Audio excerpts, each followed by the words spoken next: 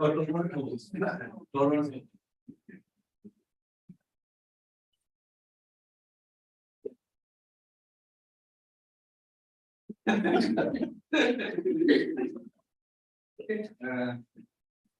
we'll start. We wait for the. You can start. Okay, so let's start. I'm about to do my chair.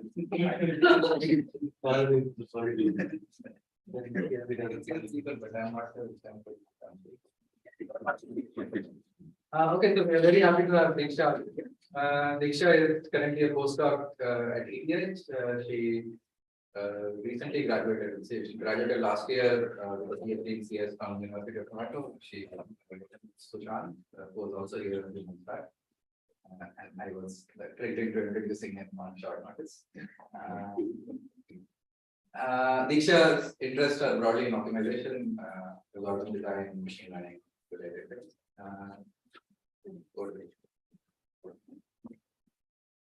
So, thank you everyone for coming. I'm going to be talking about some of the fastest known algorithms for these regression problems in general, but we'll focus more on LP norm regression problems, which for some good values of P. So, like as a brief overview, just to give an idea of what range of algorithms we're talking about. So since the motivation is we have a lot of data points now, billions of data points. So we don't even want polynomial time algorithms. We ideally want something that's linear time, near linear time. So you just want to be able to do things to the data within, just the time you need to read the data. So the ideal thing is you want linear size of the data and you want to prove that it returned the right answer for whatever you want. And we hope that they're also fast in practice. And one of the things people use a lot in data analysis is regression. And by regression, the standard regression is let's say you have some m data points and each data point depends on some n parameters. Now you want to figure out that if you plot these in some space, some hyperspace, you want to figure out that which curve fits these data points the best. Or in some way, you want to find the relation between these these data points and the parameters, so that it's the closest fit in this case. So if you're given these points, let's say some points aij's, and every point has some label. You want to figure this out. And the common thing is, the easiest thing is if you have data that's some sort of linearly behaved, this is what people call as linear regression. And you assume that here the data depends linearly on all the parameters. And you can represent this as like a matrix in this form. And here the goal now becomes that you assume this relation. Your labels are linearly dependent on the parameters x, and there's some error. And you want to find this x so that the error is minimized.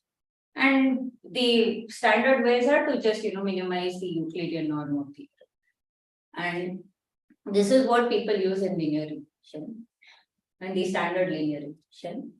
But let's see why these Euclidean norms can be bad in some cases. Can you go back? Okay, yeah. So what are the unknowns here? So the unknown is x. You're given a, you're given b. You want to find x. You want to find. So you can think of, here A is basically this system Ax equals B is like an over constrained system. If you just think of this in terms of a linear regression. Like A is this matrix which has more data points and less parameters. And A is a part of the input. I see. It's a part of the input. You're given A, you're given B, and you're trying to find. You can go one more slide. So the input is this matrix. No? Yeah, the input is this. All of this. The parameters and the labels. Yeah. So you're looking at the problem with low dimension point, when the dimension is smaller than the number of data points that you have. Yeah. Okay. All right. So let's look at one example where this Euclidean norm may not be very good. And so if you think of, let's say we have a graph and you want to send something from x1 to let's say x5. And now, let's say you're just sending, you have this graph. You want the values so that some flow quantity on this graph is minimized. And you're just sending 1 unit of flow from x1 to x5. Now, if we model this as a linear regression problem, you can actually model this using, because it's a graph, you can use the edge vertex incidence matrix, and you can write this same problem as this problem. So here you can see that you have this matrix B times X, where B here is this edge vertex incidence matrix. And you have these two constraints that you're sending, this corresponds to sending 1 unit of flow from x1 to x5. This can also be written as, you can shift the constraints to the objective, and you can write this in this form where A is matrix B without these columns corresponding to these two vertices. And your B is just some vector. So B, you have this, you're taking a part of this edge vertex incidence matrix corresponding to these constraints. So now you can write this in this form. If you note that this B is basically, it has a small, there's only like 2 entries which are, let's say, non-zero. So when we minimize this, so people have ran experiments on this problem where they're trying to minimize this objective for, let's say, different values of this norm. So here we're looking at the Euclidean norm squared. People have tried this for some different T norm to the 3 powers. And they have observed that, if you just minimize the Euclidean norm, the kind of data that the thing that you fit. So if you think of this being some sheet that you're putting over the graph, these two endpoints correspond to say x1 and x5. So when you fit it with p equals 2, there's a very, this is not a uniform fit. It's very skewed towards the few labels that you know. But ideally, you want something that's. But as you increase these values of p, it becomes more and more uniform towards the labels that you know. So in some cases, they realize that, okay, some values of p are like larger values of p are much better in some kinds of data fitting. So this initiated a study of regression in other norms, let's say p greater than 2. So, sorry, the question, so could you please explain what kind of data fitting you were trying to do here? Also, this is actually not my data fitting. This is in some paper where they were just trying to minimize different norms over here. That's basically, they did some of these norms and they tried to do some contour plot over there based on the coordinates of the graph. Okay, and in the previous one with the graph, what kind of fitting were we doing there? So this can be thought of, you're minimizing the Laplacian in some way, quadratic form of the Laplacian of the graph. This is like x transpose L x. Okay. And you're minimizing the values. And if you want to be more precise, when you take these higher powers of p, that's like the p Laplacian. They call it the p non-Laplacian. Okay, so today we'll just focus on this problem. So what can we do with this problem? We'll see why is this not easy to solve. As the previous slide was a generic comment you're saying that larger p is better than smaller p. in some cases, like when you, for example, in data, when you have very few labels, it's useful to these kind of things. And then p equal to infinity is something you're not going to talk about? I'm going to get to p equals infinity as well. But so from now we'll just look at this case. They're minimizing ax minus p norm, and we'll take p to be greater than 2. And you're given the input A and B, and A is like a tall thin matrix. So this system is over constrained. And you can actually, people also look at these other regression, other kind of like problems for regression, like let's say they look at the softmax regression, logistic regression. In the end, we'll see how these are related to P naught, but we'll start with P. Okay, so this is our problem. And this can actually equivalently be written as like an unconstrained problem instead of the unconstrained version. So it's equivalent. You can move from one to the other. For some matrix A prime, B prime, but now A prime is like a short and fat matrix.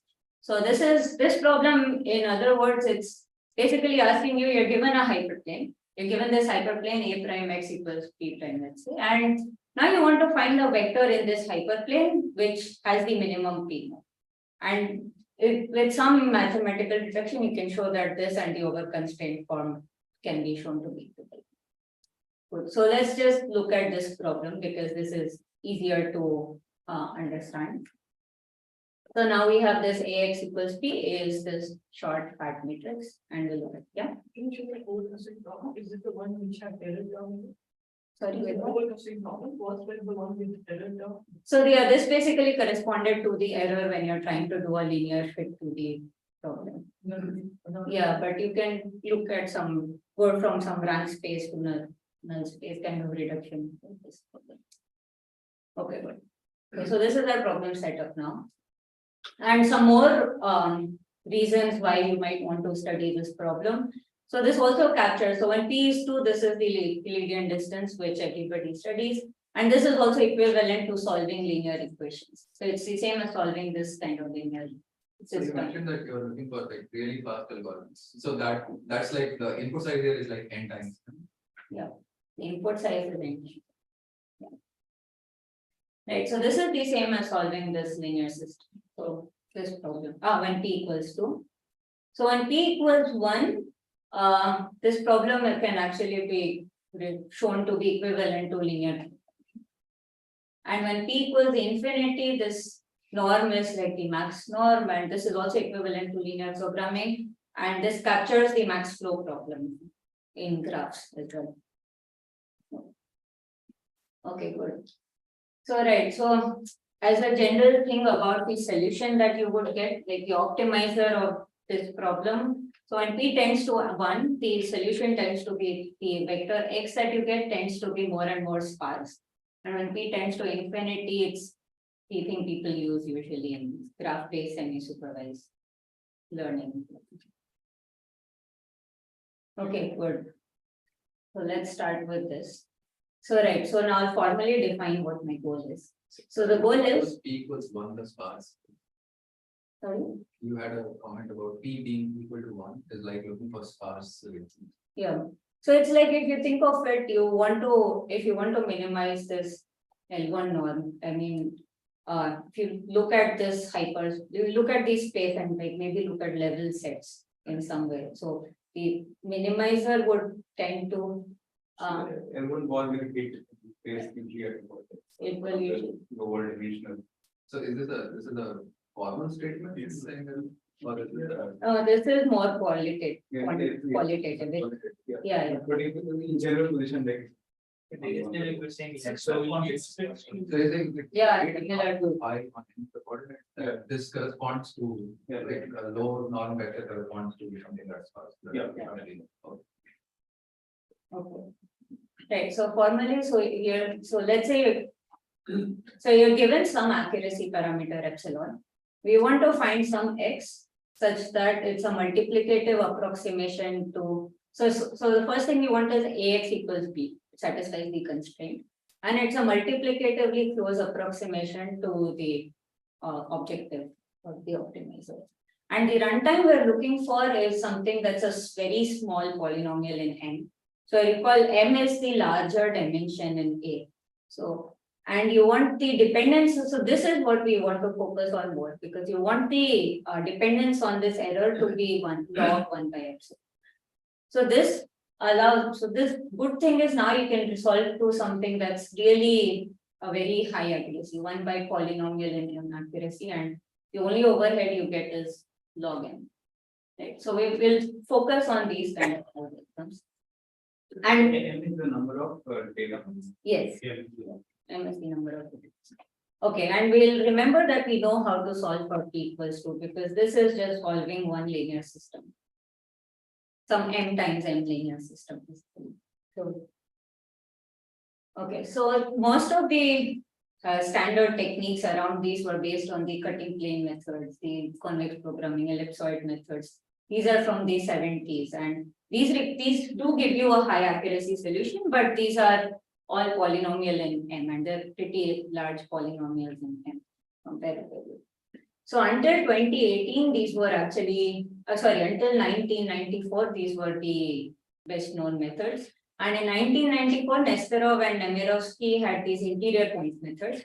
And with these interior point methods, you can solve these problems to a very high, for p greater than 2, at least for p greater than 2, you can solve it to a high accuracy in some square root m linear system solves. So so this is something like m to the 1/2 plus, let's say, omega. Omega. It would be fitting out there. Oh yeah, there's some polynomial p dependent.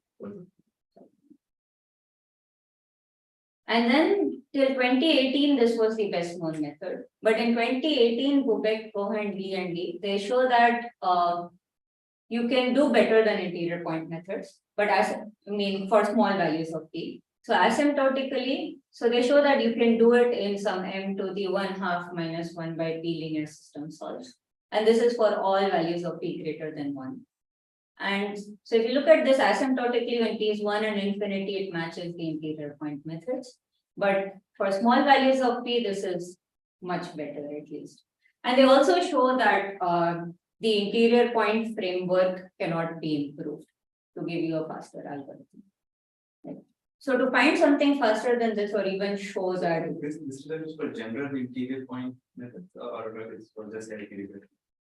so So the this for LP regression, yeah, even for general interior point method, we basically have this root m barrier actually.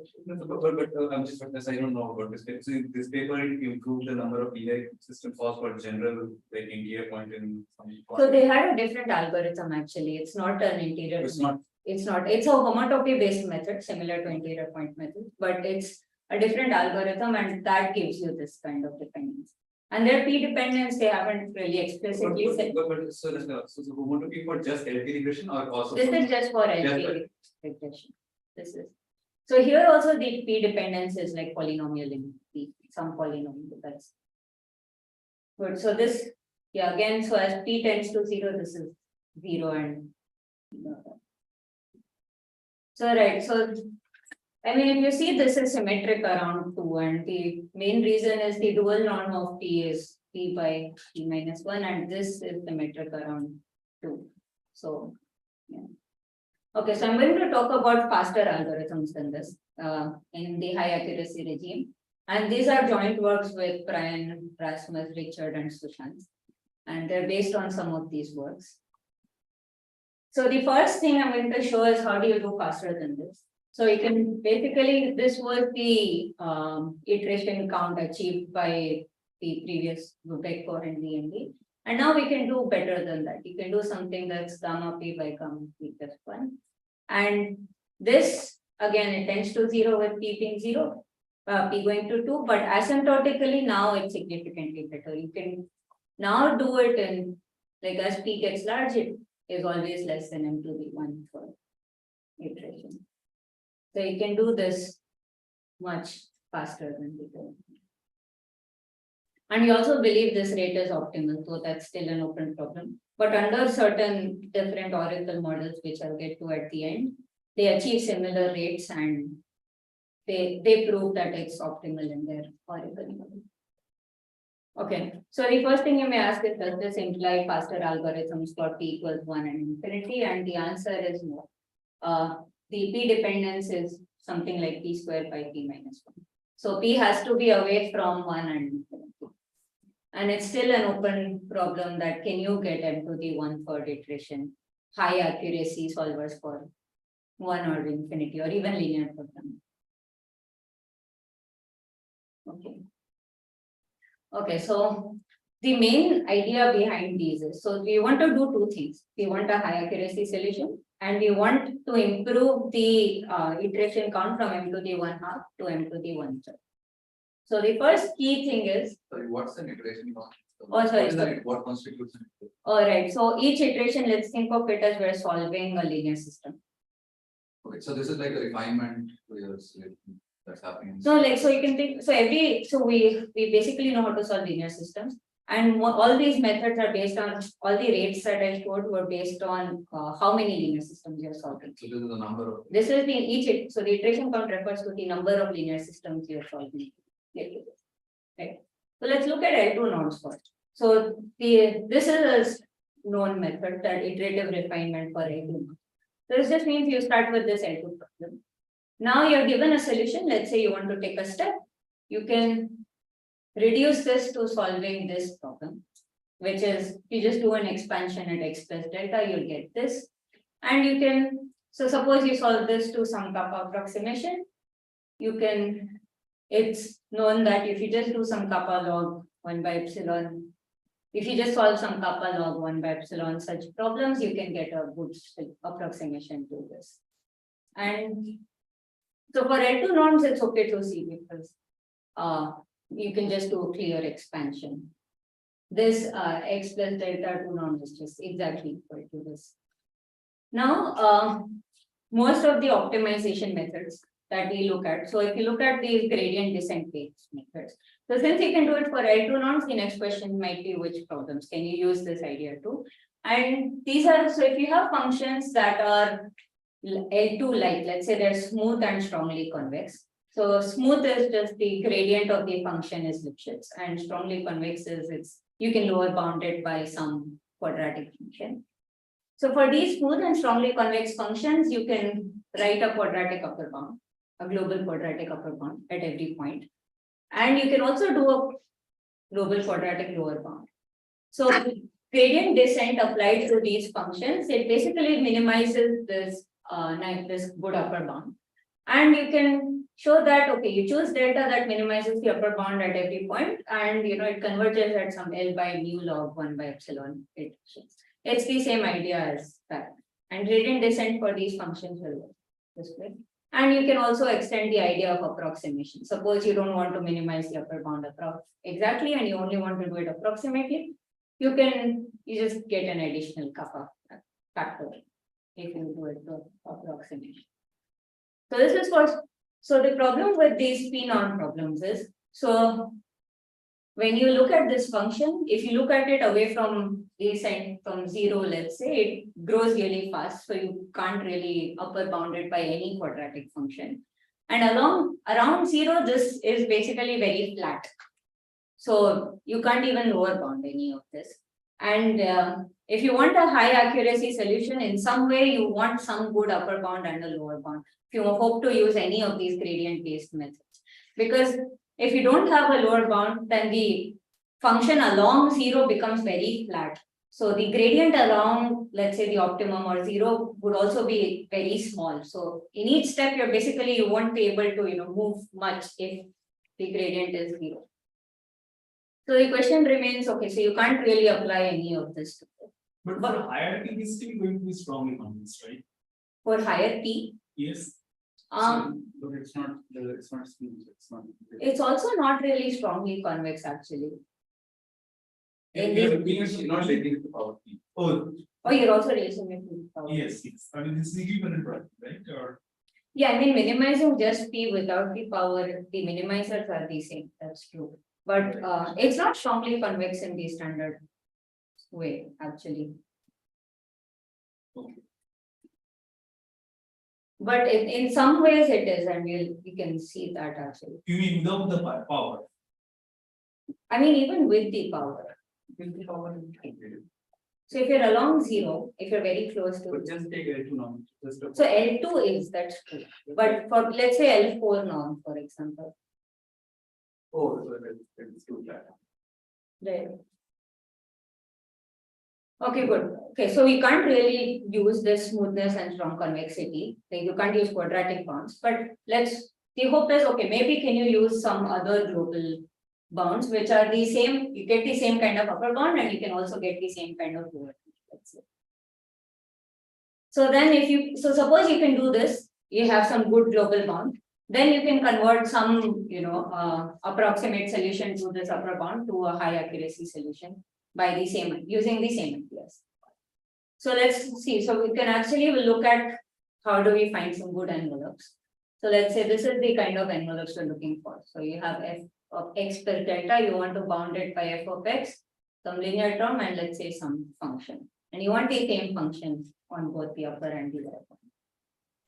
And again, we'll use the same strategy. Okay.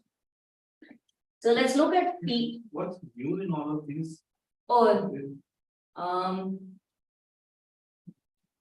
So mu is like this factor with the lower bound. And L is, so in the smooth, L smoothness, mu strong.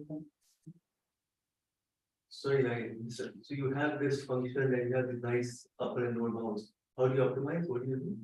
So right, so once you have these, then you can just minimize this upper bound. Upper bound. And then you can show that once you have some approximation, let's say you have a kappa approximation to this. Every time you optimize this moving to that, so if you move from f of x to f of x plus delta, you're multiplicatively going closer to the function. And why upper bound and not the lower bound? You can do either actually, it doesn't matter. You can do the condition number just. So you don't use both. So you use the lower bound to actually get this multiplicate. If you only have this upper bound, you'll get a 1 by poly epsilon kind. So this is similar to just minimizing smooth functions using gradient descent versus smooth and strongly convexation gradient. The fact that you have both envelopes, you can prove ways of. Yeah, you can prove these. So if you have both envelopes for any function actually which are similar, you can do these kind of things and it will give you a geometric convergence. Okay, so let's look at t equals 4. So how do we get these good envelopes? Let's see. So if you just look at one coordinate, let's say you have scaled it. This is an exact expansion of 1 plus delta to the 4. So let's look at this. So this is like a linear approximation. This is like f of x plus gradient term. This is the Hessian term. And it's also similar to, let's say it's like a local curvature. And then this last term is what determines the long range behavior. And the good thing about this is you can actually ignore everything in between this. And this is not just for 4. So for this case, you can write this upper bound and you can do this kind of lower. Oh, sorry, this upper bound and some similar lower bound. And this, yeah, so the long range and then you have this locally, it's like quadratic. And the good thing is this extends beyond, the scale. So if you go back to, let's say you're trying to do x plus delta to the 4, you can get the same kind of bounds. And when you get to any p, you again get the same kind of bounds. So, I mean, let's look at the issue of why this problem might be easier later. But at least So you're keeping the gradient term, the Hessian term and the p last term. And everything in between you can get rid of. and you're saying that this is a good approximation to the behavior. Yeah. That's good. This is a sufficient approximation. Good enough.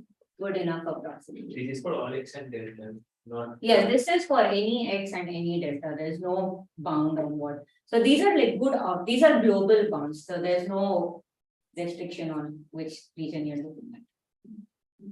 Correct. So now so once you have these bounds, so we can basically use the same idea. So the reason to just keep the last term is just to make sure that your behavior at the 1 is somehow. Large delta. The large delta is sort of less behavior. Yes, yes. Could you go back? Yeah. So the constant here depends on p. The constant depends on p. And the constant is actually p to the, I mean, it's not a good function of p. This is, you can actually split the constant and do some optimization for the constant, but this constant is roughly like. So this is sort of saying that if you look at the binomial expansion. Yeah, in this case, the green term is like the term that dominates for small delta. Yes, and this one is the one that For dominates. large delta, Yeah. the number of terms depends on p, so that's why you have force of p. Yes, basically that's basically this. Good, so now we've reduced this problem to, you have this function and we'll just look at how to minimize this function. And the good thing is we don't need to minimize it to a high accuracy. Even a constant or a log n approximation is okay for our purposes. So this is what we call as iterative refinement for p norms. So you started with this, now we have this some linear term, some quadratic term and some p to the t term. Or we ignored constants, so there's some constants depending on p. And we'll just find some kappa approximation. And it's actually enough to do p kappa times this. Should there be some lower bound on the norm of delta, because here why is it just delta equal to 0? Delta equals to 0. Good, actually. Oh, sorry, there's one constraint missing. This constraint is not zero. Actually.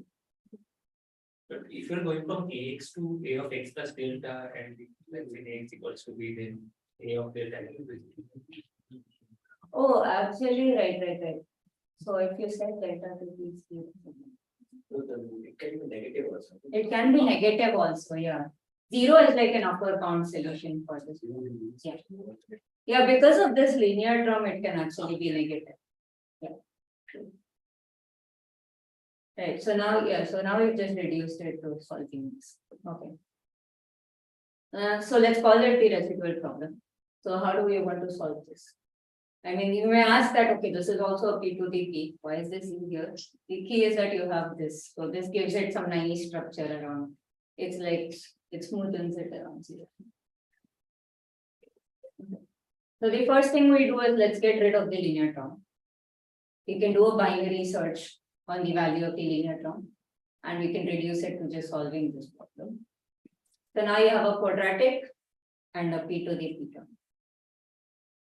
So, right, so we can look at this as, let's say this is the kind of, let's say this is the problem and this is the hyperplane.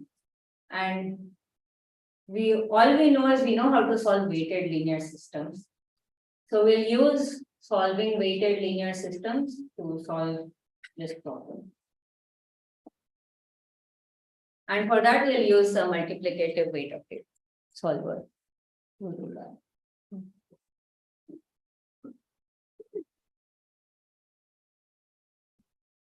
Okay.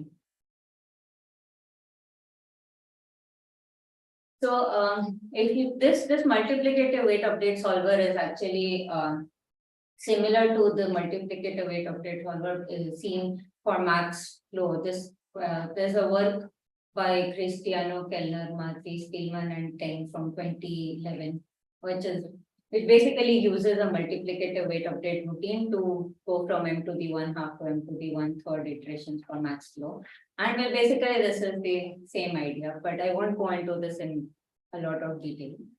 But the idea is, so I mean, this multiplicative weight update solver has this kind of, increasing iteration improvement from m to the 1/2 to 1/3 has also been seen in many different contexts, even in like matrix scaling or softmax optimization, and it's the same kind of routine, but they're all very differently tailored analyses. But a similar idea works here. So if we just want to convert solving the residual problem using some multiplicative weight update method, the easiest thing is, okay, you do this quadratic. Think of this as, do a quadratic approximation to this, solve these quadratic problems, and you just build the solution based on the solution from the problem. And since, the weights, you just update the weights in some way, and you return the average of the solution here. This is the standard template for any MWU algorithm. And since these norms can differ, so solving an L2 norm versus an LP norm, these can be off by a factor of m to the 1/2 minus 1 by p to be precise. So you would expect that the p norm of the solutions you get from the quadratic problem you're solving are off by some m to the 1/2. And at a high level, if that's the case, then if you want to average this out to average out the solutions to get to the optimum value, you would need something like m to the 1/2 iterations. And this is what people term as the width of the algorithm, or the width of these solver linear solutions. So a naive algorithm would give you m to the 1/2, which is what we were getting with most of these algorithms. But to improve this, the max flow people, what they do is they solve the same problem. This is the same problem. But now they only build the solution when the norm of the solution is small. So in this case, in a way, you're just forcing the width of the solution to be m to the 1/3. And you do the same weight update, but right? You do the same weight update. So this is when the solution has small norm. But when the solution has a large norm, you do whatever coordinate is large, you're sort of, you want to penalize that coordinate. So you just, let's say, double the weights, you increase the weights by a lot. So in the max flow paper, they basically increase the weights to infinity, but you don't really need to do that. And then you again return the average of the solution. And this you can show that if M is the size, it converges in M to the 1/3 equations. So this works for P norm. And you can get a constant approximate solution using this method. And once you get a constant approximate solution for this, we know how to boost this to an epsilon approximate solution using the iterative refinement. And basically the final runtime is something like this. You can find this in some p squared m to the 1/3 logs 1 times. You can also improve this p squared to p using some other tricks. But so yeah, so the overall idea was just two tricks basically. One was to get the high accuracy solution, the other was to improve boost from m to the 1/2 to 1/3. And Can you just show that one more time, the boosting part? uh, Yeah. so this is a sketch of the thing. Is You couldn't have just take the coordinates of y and achieve the same effect. From boosting. so in what sense? Your y is bigger than m and m by 3, right? Oh, And the right coordinates, you switch them and then kind of. yeah, I mean, is in some, oh, just squish, yeah, no, but then you also want these constraints to be satisfied. So you can't just squish them, yeah, This is a generic idea now. right? yeah. This is using in max flow, but also as well. So initially it was used for max flow. You could see it in like L1 optimization, L infinity optimization. Could see it in matrix scaling problems, and I mean all of these are equivalent to infinity, right? In some way. Matrix scaling can be written as softmax. Softmax is equivalent to infinity again, and max flow is again for infinity. And then L1, L infinity are dual, so they could do it for this, but so this is for all t greater than 2. This only works for t greater than 2. And you can actually extend these further, which I will get to next. Sorry, what is special about M to the 1/3 there? Why? So this, right. So the special part is that here, the number of times you need to do this step is bounded by m divided by this squared. So if this is like tau m, then it's m by tau squared. So it only balances out at m. Okay. Okay, so yeah, you can do this. So we can solve this. This is the best known coefficient. This is the best coefficient we know so far. But we believe that you can actually do this with P to the 2/4. But yeah, we don't know how to. So right, so this idea can actually be extended to a good family of functions. And so we again just want to do these two things, find good envelopes and do this. And it turns out that you can, a sufficient condition to apply these techniques is quasi self-concordance.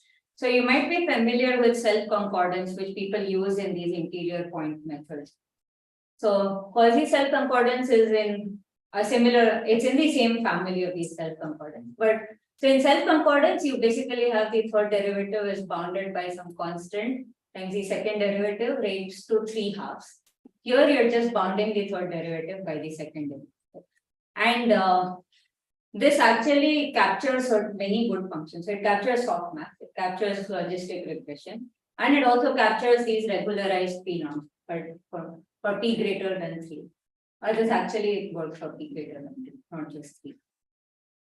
So this is how, I mean, all these functions, these good functions are related.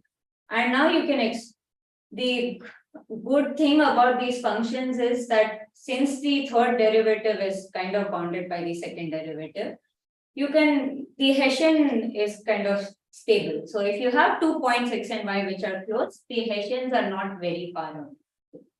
And because of this, so if the Hessian is not far, you can look at these functions and these functions can have good local, So these are local bounds actually. So you can have good local quadratic envelopes for these kind of functions.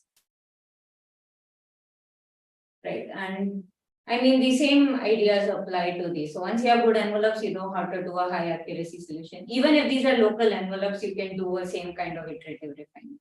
Although for LP, we had these stronger global envelopes, but local envelopes are also good enough.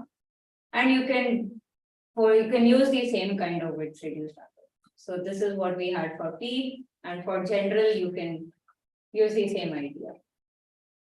Yeah, this is. So what's the analog, for example, in something like a softmax or something, in the large delta, usually you were keeping one of these, the highest degree term, etc. What happens here? So here, because the Hessian is stable in some way, or the analog in that sense. So the analog here is that you're really not going too far from your point. Like we had this kind of envelope only holds when X and Y are close. So in some way, I'm only going to, so the Hessian being stable just means that if X and Y are less constant, then you know that the second derivative at X and the second derivative at Y are close. So when you write these envelopes, you're basically imposing this restriction that these envelopes only hold when X and Y are less than constant. So if you want, and any constraint that you have, you can use some sort of Lagrange multiplier and move it to the objective in a way. So that's one angle. So does the higher order term ever contribute to, in what cases, the delta to the peak term? Oh, in what sense? Like, I mean, if you didn't take that term, you just drop. So it feels like you're always looking at delta. oh, so if I use that, okay. So if I don't use this delta to the P in the envelope, I would have to impose it as a constraint. Like that some X and Y are close. Like I would have to impose that you minimize this quadratic function in a, let's say like a box, a P naught box or an infinity naught box. And then, so it will have to show up someplace. And in these things, when we actually say these are locally quadratic, the constraint that you have, you want to use the multiplicative weight update using on these box constraint. Okay. So basically having it there sort of stops you from varying too far. Yes, yeah. It stops you from. I mean, beyond this range, these bounds are not valid at all, so it doesn't really. Okay, good. Right, so the same idea kind of applies here. You can create some quadratic function, solve the function. When the norm of this function is small, you build your solution. When the norm is large, you penalize the coordinates in some way. Yeah, so okay, I will skip this part. I mean, also I wanted to look at the rates. Yeah, you kind of get the same kind of rates. The number of steps you need to build your solution is again m to the 1/3, and the number of times you're penalizing coordinates is m to the 1/3. And this works for all these quasi self-concordant functions. So this will include all the matrix scaling algorithms, L1, Ln. So in your approximation, the fact that you do the largest peak term and you know the term in between, does that suggest some kind of invariance? You know, the large class of problems which have the same optimal solution, similar optimal. So I mean, oh, that's on that kind of bound is very specific to these P norms actually. So for these functions, you basically, so if you put the power of P m that we have for the P norm regression, that's not exactly 1/3. That's better than 1/3. For these, you can only actually just get m to the 1/3.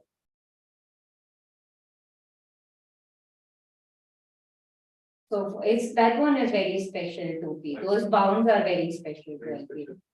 Yeah. I mean, those kind of things can't be expected for softmax, for example. Softmax is very close to infinity regression. So you can only expect to, instead of P non-balls, you can only expect these box infinity non-balls. Okay, good. So for these quasi self-concordant functions, you can get these kind of rates. So for sum of exponential directly, you can do m to the 1/3 by 1 poly 1 by epsilon. So actually here you the high accuracy boosting can it helps in another way. This epsilon comes from the fact that the policies, the parameter that I showed, the third derivative was bounded by a parameter times the second derivative, that has an epsilon dependence. So you basically get this epsilon from there. LP here is LP regularized, LP by itself is not. Yeah. So this is regularized LP. So this is like the inner problem that we're solving. Sorry, the regularized LP, it's an L2 squared plus Plus LP to the P. Yes. Okay, right. So again, the key ideas are just to extend these multiplicative weight solver. There's a unified potential analysis that we get through this. And there's a new version of iterative refinement, which can handle these local constraints, like which can handle these local envelopes instead of having global envelopes. Okay, so I will briefly go over what other consequences of this iterative refinement you have. So this was actually very powerful in many ways. So so you may ask that, okay, here what did we do? We solved this LP regression problem using an L2 regression. You may ask, okay, what if you can use some higher, let's say some Q regression problem, right? So if you just want to minimize LP to the P using some L2 Q to the Q, you can't do that without some factor. We don't know how to do that without some factor of M to the P by Q or Q by P kind of factors. But so without this, you will usually infer a factor of this kind. But the good thing is, oh yeah, this is also very large. So P is 4, Q is like log n. This can be much larger than when you just do this with L2. So what we want is, it would help if we can do it with a factor of M to the 1 by P minus 1 by Q. In this case, this is very small. And the thing is, you can't do it directly for P and Q, but you can do it for these regularized P and Q. So you can solve an L2 plus LP kind of problem using an L2 plus LQ kind of problem. And this you can do when you only infer something like M to the 1 by P. And this factor is small, so this can actually help improve.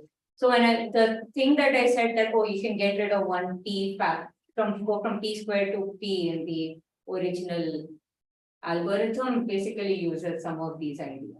That when P is large, you just solve this log n non-residual problem.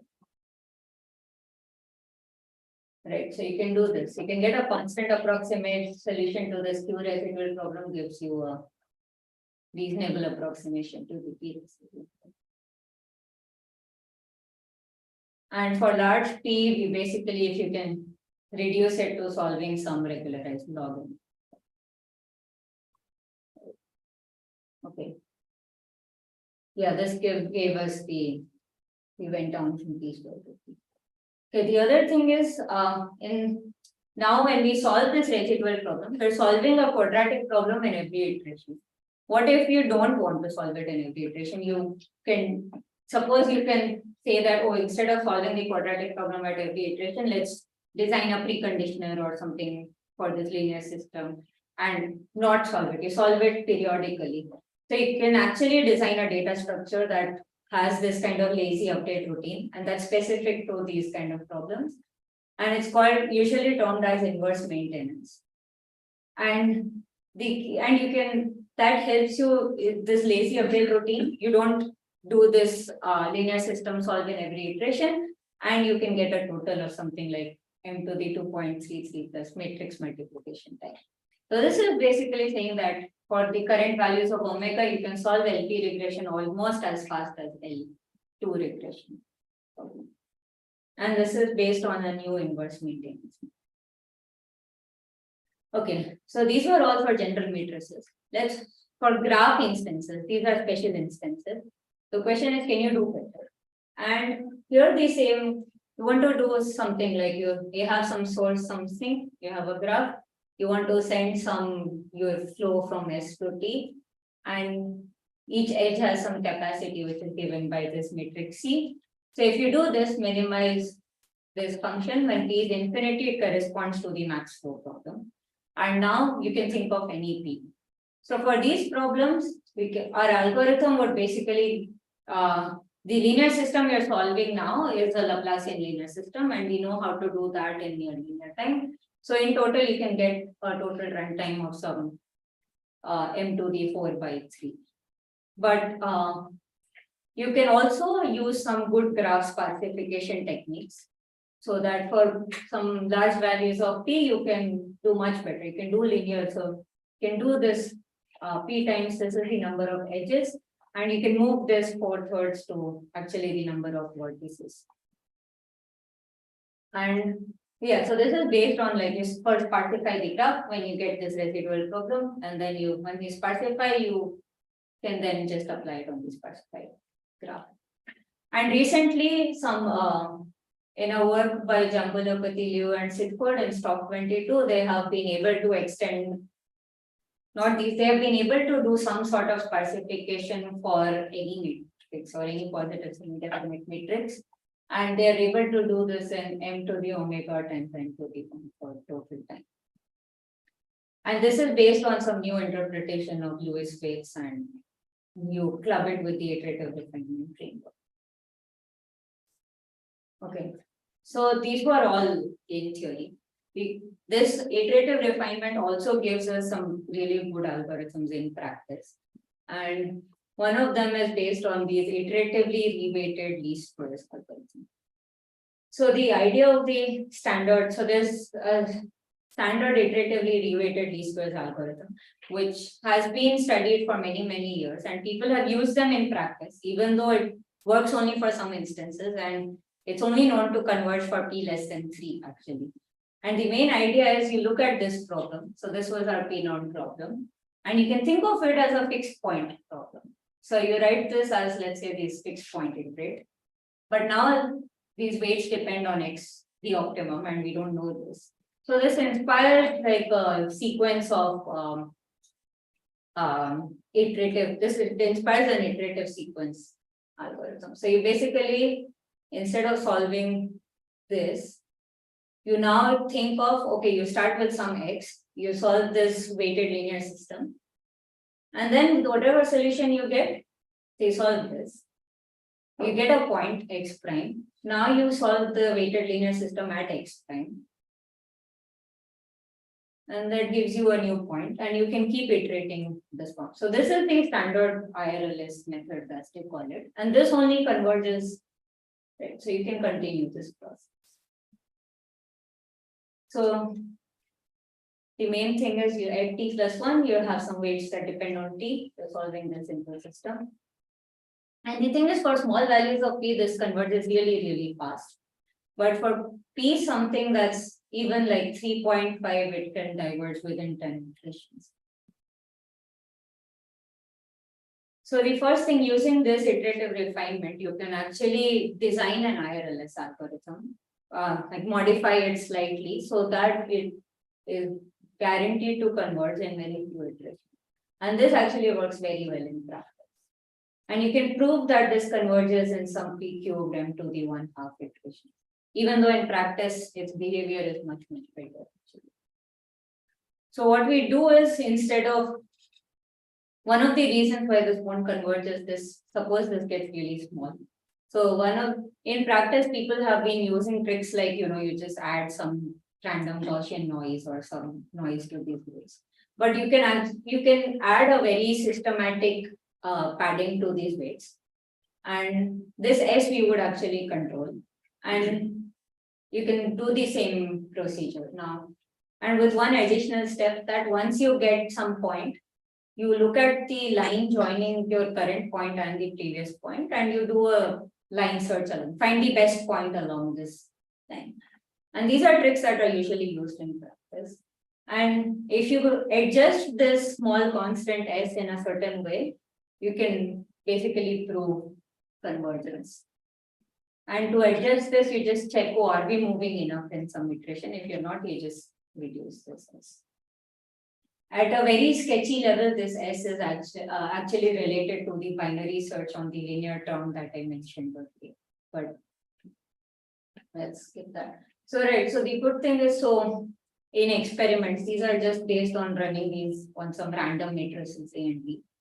So it's in a very few iterations. These are data. Oh, I think I forgot to write the data cycles. These are, I think, like 1,000 times 5,000 matrices, 5,000 times 1,000 matrices, and they very well they converge within 60 iterations.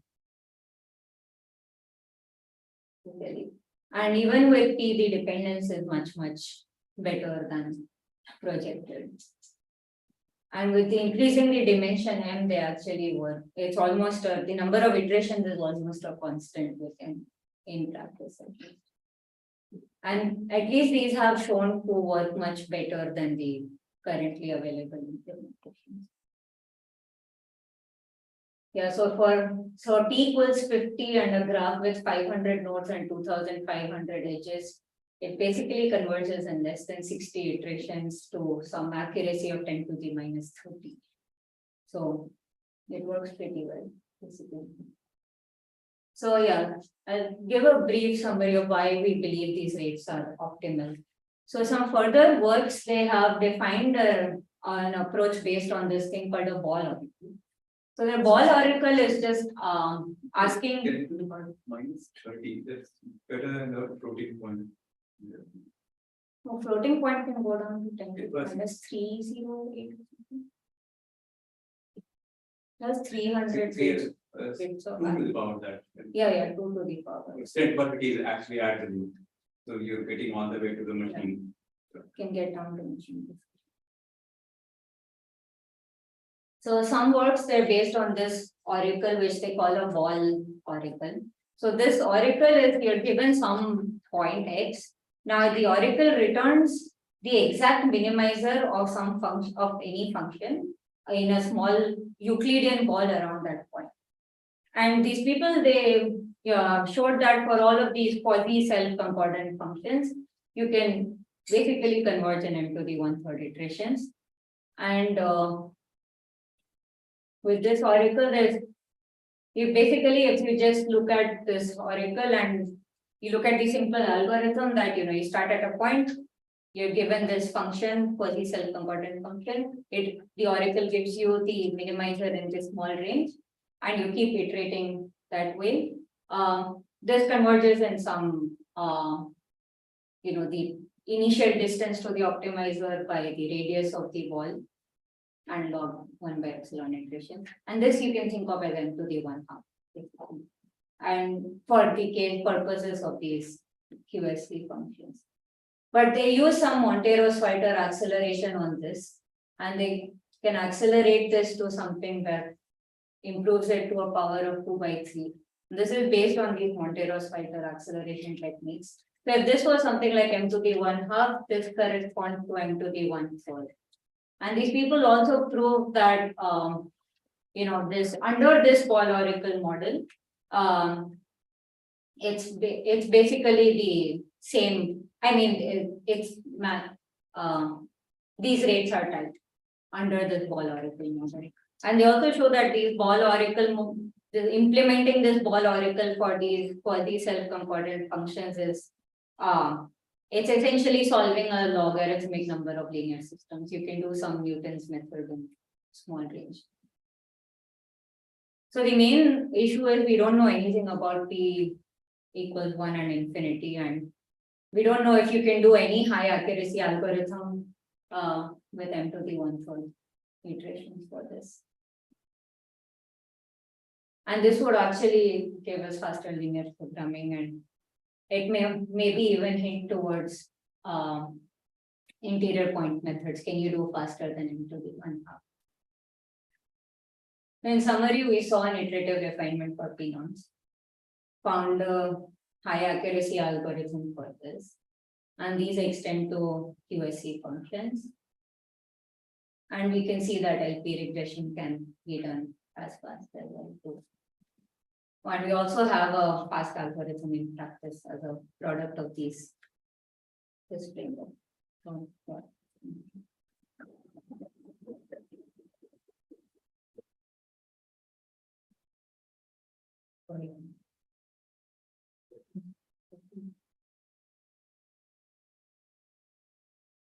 That's not relative error. So relative error can be at most 10 to the power 16, I was calculating. Yeah, they were. The No, but numbers this- are very small and that's why you, so it's additive error and. No, so this is relative error. It's But like, relative error cannot. the relative in this sense, it's like 1 plus epsilon times this. So this epsilon is 10 to the. But that's what I'm worried about because in floating point, you have only 56 or something bits to write down the max. So you have like 64 bits. 56 for the max and for the power. Okay, right. So whatever, I mean, doesn't Yeah. matter, but that would mean about 10 to the power 16, like 16 bits of precision. Okay, 16 digits of it. okay. Oh, 16 digits. Of it. Oh, you can do more, right? Aren't there 64 bits? 16 is of it. Oh, 16 is already. It's not bits. Oh, I see. So that's why I was this 10 but 30 I was getting, probably selective error. Yeah. Was your lot base 2 or base 10? Oh, that was base 10. Yeah, 10 but. Yeah. Or get small numbers. Any further questions? If not, let's thank you.